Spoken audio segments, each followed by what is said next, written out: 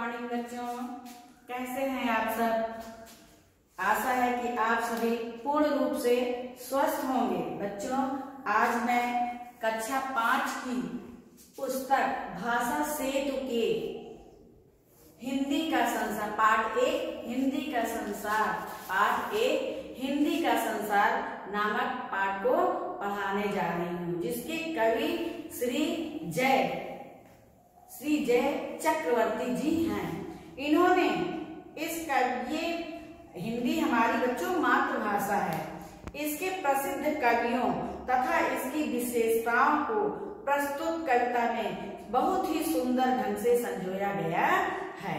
आइए अब हम कविता पढ़ते हैं और आप भी इस कविता को बहुत ध्यान पूर्वक पढ़िए और फिर उसके बाद उसके अर्थ को समझिए। पहले तो पाठ का नाम हिंदी का संसार। बच्चों, हिंदी का संसार, जिस संसार में हमारा जन्म हुआ है, तो संसार तो बच्चों बहुत बड़ा है, लेकिन हमारा जन्म हिंदुस्तान में हुआ है। हिंदुस्तान की मातृभाषा हिंदी है, इसलिए इसको हिंदी का संसार कहा गया है। हमारा पूरा संसार मतलब हमारे जन्म से मृत्यु तक बच्चों हमें हिंदी भाषा ही आती है। हिंदी भाषा का प्रयोग ही हम करते हैं, क्योंकि हमारी मातृभाषा ही हिंदी है। तो आइए हम पढ़ते हैं।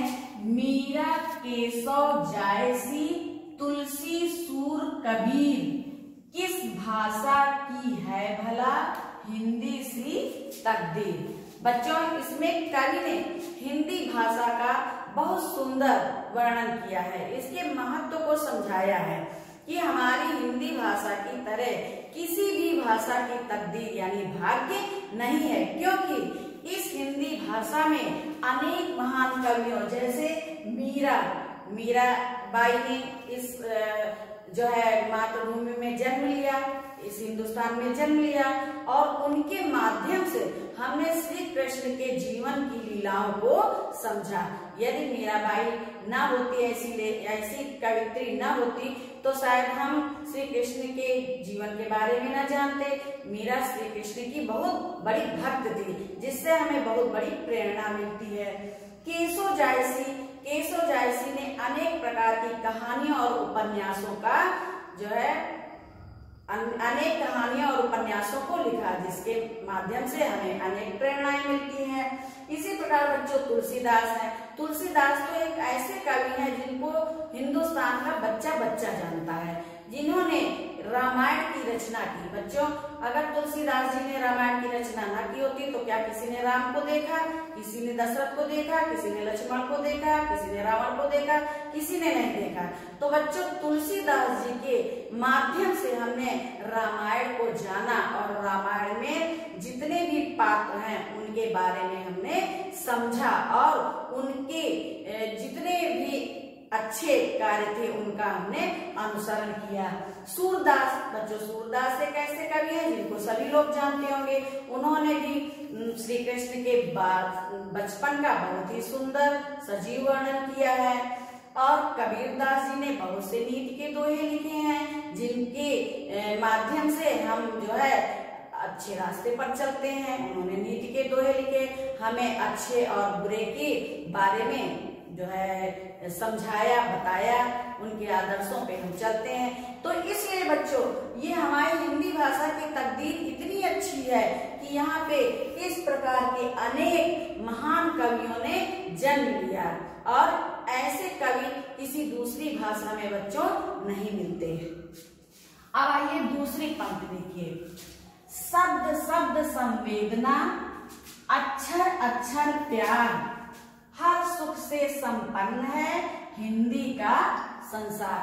बच्चों, हिंदी एक ऐसा शब्द है जिसमें बड़ी भावुकता है, बड़ा प्यार है। जैसे हम आपको उदाहरण देते हैं, जैसे आप कहते हैं मदर, फादर, इंग्लिश शब्द है, लेकिन बच्चों क्या मदर और फादर में वो प्यार झलकता है, वो भावुकता झलकती है? नहीं।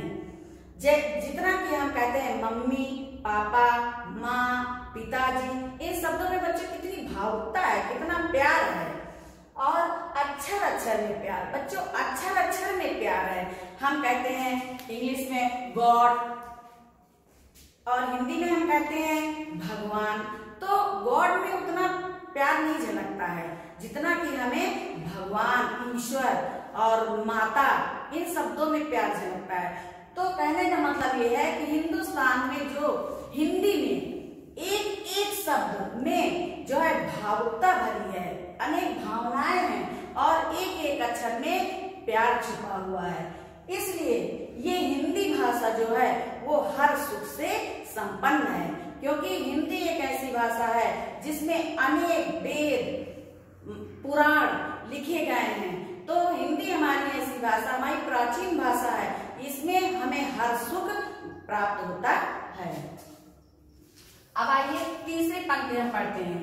अंकित जिनकी रोटियों पर हिंदी का नाम, हिंदी उनके वास्ते शब्द एक बेदाम। बच्चों, हिंदी एक ऐसा शब्द है जिसमें बहुत ही प्रेम झलकता है। तो हम भारतवासियों की एक एक रोटी पर हिंदी का नाम लिखा है। तभी अगर हमारी रोटियों पे हिंदी का नाम ना लिखा होता तो हम भारतवासी क्यों थे? क्योंकि हमें अपने भारत की परंपराओं का ज्ञान ही नहीं होता। तो हिंदी, जिन लोगों की रोटियों पर हिंदी का नाम छपा हुआ है, उनके लिए ये हिंदी शब्द बच्चों बेदाम है, जिसका कोई दाम ही नहीं है। हिंदी का कोई मूल्य नहीं है बच्चों। हिंदी एक ऐसा शब्द है जिसका कोई मूल्य नहीं है। आइए चौथी पंक्ति पढ़ते हैं। हिंदी तो छोड़ी मगर बन न सके अंग्रेज, एक मुखौटा उम्र भर रखते रहे सहेज। बच्चों, बहुत लोगों की सोच होती है कि अब आज के युग में हिंदी के लिए कुछ लोगों की सोच थोड़ा से खराब हो गई कि हिंदी का कोई महत्व तो नहीं रह गया है। बच्चों, हिंदी हमारी मातृभाषा है तो हिंदी का तो महत्व होना ही चाहिए। अब दूसरी विदेशी भाषाओं का बहुत महत्व हो रहा है, लेकिन हमें सबसे पहले अपनी भाषा हिंदी का महत्व समझना चाहिए। हमें ज्ञान सभी भाषाओं का होना चाहिए, लेकिन हमें सम्मान सिर्फ अपनी मातृभाषा को देनी चाहिए। जैसे बहुत से इंग्लिश मीडियम के विद्यालय हो गए हैं जहाँ पे पूरी हिंदी की, हिंदुस्तान तो हिंदी की है, जहाँ पे पूरी हिंदी होनी चाहिए थी, वहां पे सिर्फ एक सब्जेक्ट हिंदी बनकर रह गया है। तो अब इसमें क्या होता है कि वो ना तो हिंदी के होते हैं और ना इंग्लिश के। इस कविता के माध्यम से हम किसी भाषा की आलोचना नहीं कर रहे हैं। हमें सारी भाषाओं का ज्ञान होना चाहिए। हमारे भारतवर्ष में अनेक भाषाएं बोली जाती हैं। हमारे प्रधानमंत्री जी को अनेक भाषाओं का ज्ञान है, लेकिन फिर भी जब वो भाषण देते हैं बच्चों, तो हमेशा शुद्ध हिंदी में बोलते हैं, जिससे कि हर भारतवासी को तो इंग्लिश का ज्ञान नहीं है, हर भारतवासी उनके एक एक शब्द को समझता है। इसलिए हमें हर भाषाओं का ज्ञान होना चाहिए, हमें हर भाषाओं का सम्मान करना चाहिए, लेकिन श्रेय हमें अपनी मातृभाषा का, हिंदी का देना चाहिए। इसीलिए कहा गया कि हिंदी छोड़ दी, हिंदी तो छोड़ दिया, लेकिन अंग्रेज नहीं बन पाए। एक मुखौटा उम्र भर रखते रहे सहेज। मुखौटा का मतलब होता है दिखावा। बच्चों, बहुत लोग दिखावा करते हैं, इंग्लिश बोलते हैं, लेकिन उनको इंग्लिश का सही ज्ञान नहीं होता है। जितना बच्चों हम हिंदुस्तानियों को हिंदी का ज्ञान है, उतना हमें इंग्लिश का ज्ञान, लेकिन पूर्ण रूप से नहीं है। जितना कि हम बच्चा जन्म लेता है वो शुरू से हिंदी बोलता है, और दूसरे देशों में जो जहाँ की भाषा होती है, बच्चा वहां जन्म लेता है, शुरू से वहां की भाषा सीखता है। तो हम भारतवासी जो है, हिंदुस्तानी जो है, हिंदुस्तान में हमारा जन्म हुआ है, इसलिए हमें हिंदी भाषा का बहुत ज्यादा ज्ञान है। तो अब ऐसे में होता क्या है कि वो आदि हिंदी भी अपनी छोड़ देते हैं, उनको हिंदी का भी ज्ञान नहीं होता है और इंग्लिश का भी पूर्ण रूप से ज्ञान नहीं होता। तो इसलिए क्या वो बीच में रह जाते हैं और जीवन भर एक दिखावे के रूप में अपना आदर्श सबके सामने प्रस्तुत करते हैं। फिर है पांचवा, कथनी के कुछ अर्थ हैं, करनी के कुछ अर्थ, 100 हिंदी दिवस भी ऐसे में है व्यर्थ। बच्चों यहाँ पे कवि जय चक्रवर्ती जी ने अपनी संवेदना को व्यक्त किया है कि यहाँ पे बहुत से कवि ऐसे हैं, बहुत से लोग ऐसे हैं जो कहते कुछ, कथनी का मतलब होता है कहना और करने का मतलब होता है करना। तो बच्चों कहते कुछ और हैं और करते कुछ और हैं। क्यों? अब बच्चों एक हिंदी दिवस होता है, जैसे एक मदर डे होता है, फादर्स डे होता है, क्रिसमस डे होता है, इसी तरह हमारे हिंदुस्तान में हिंदी दिवस मनाया जाता है। इस हिंदी दिवस पे जो है अंतरराष्ट्रीय सम्मेलन होता है और उस सम्मेलन में अनेक देशों के कवि और अनेक विभूतियां आती हैं। तो वो हिंदी सम्मेलन में, अब सबके लिए तो नहीं कह रहे हैं, लेकिन कुछ लोग ऐसे होते हैं, तो कुछ लोग ऐसे होते हैं जो सम्मेलन में भाग तो लेते हैं, बैठे वहां रहते हैं, कहते कुछ और हैं, वहां पे जो कहा जाता है उसको सुनते हैं, लेकिन वो वैसा करते नहीं है। उनके कहने और करने में बड़ी भिन्नता होती है। तो ऐसे लोगों के लिए हिंदी के सैकड़ों दिवस मनाए जाएं, लेकिन वो उनके लिए बेकार है, क्योंकि कोई भी बच्चों दिवस ऐसा होता है जिसमें कुछ प्रतिज्ञाएं की जाती है। हिंदी दिवस होता है, उसमें अपनी हिंदी के महत्व को, हिंदी के बढ़ावा देने के लिए कुछ प्रतिज्ञाएं की जाती हैं, लेकिन वो लोग वहां पे प्रतिज्ञा तो कर लेते हैं, लेकिन उसका जो है पूर्ण रूप से उसका सम्मान नहीं करते हैं, उसको जो है उसका सम्मान नहीं करते हैं और उसको बढ़ावा भी नहीं देते हैं। अरे परिंदे छोड़कर निज बोली अनमोल, कब तक बोलेगा भला तू उधार के बोल। अब यहाँ पर बच्चों जय चक्रवर्ती जी ने मनुष्य को एक पक्षी का उदाहरण दिया है और कहा है कि तुम कब तक अपनी बोली को छोड़कर दूसरे के बोली को कब तक बोलते रहोगे। कहने का मतलब ये कि आप हिंदी को छोड़कर दूसरी भाषाओं का प्रयोग कब तक करते रहोगे, क्योंकि हिंदी जो है वो हमारी मातृभाषा है और जो दूसरी भाषाएं हैं वो एक तरह से, जैसे हम किसी से उधार लेते हैं तो उधार की वस्तु हमारे यहाँ कितने दिन चलती है, बहुत कम दिन चलती है। इसी प्रकार ये जो विदेशी भाषाएं हैं ये समझ लीजिए उधार हैं और ये भाषाएं हमारे यहाँ कब तक चलेंगी। ऐसा जो है नहीं करना चाहिए।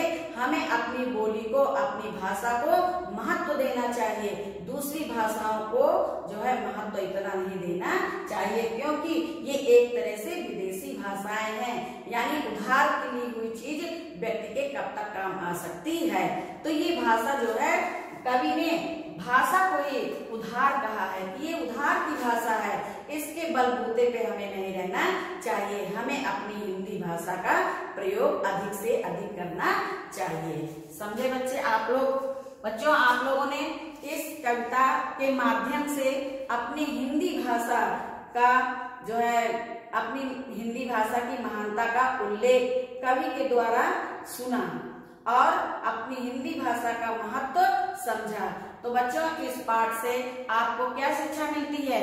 हमें ये शिक्षा बच्चों मिलती है कि हमें हर भाषाओं का सम्मान करना चाहिए, हमें हर भाषाओं का ज्ञान होना चाहिए, लेकिन श्रेय हमको अपनी मातृभाषा हिंदी का ही देना चाहिए, क्योंकि हमारी हिंदी भाषा प्राचीन भाषा है, सबसे श्रेष्ठ भाषा है और इसी हिंदी भाषा से अन्य देशों की भाषाएं बनी हैं। तो बच्चों आपको ये पाठ समझ में आ गया होगा। अगर नहीं समझ में आया है, आप इस कविता जय चक्रवर्ती जी की इस कविता को आप पढ़िए, बार बार पढ़िए, तो आपके जीवन में एक नया बदलाव आएगा और आप हिंदी भाषा के महत्व को समझेंगे। और बच्चों बहुत ध्यान से इस पाठ को पढ़ना, इन पंक्तियों को याद भी कर लेना और फिर जो समझ में ना आए आप थोड़ा से इनके कुछ शब्दार्थ दिए गए हैं, जैसे बच्चों तकदीर का मतलब होता है भाग्य, संवेदना का मतलब होता है भावुकता और संपन्न का मतलब होता है सब सुख सुविधाओं से पूर्ण, अंकित का मतलब होता है छपा हुआ, बेदाम का मतलब होता है बच्चों जिसका कोई दाम ना हो, यानी बहुत कीमती, मुखौटा, मुखौटा का मतलब होता है बच्चों दिखावा। और परिंदे, परिंदे का मतलब होता है बच्चों पक्षी। तो आप लोगों की समझ में आ गया होगा। अब दूसरे दिन हम दूसरे पाठ को लेकर प्रस्तुत होंगे। धन्यवाद।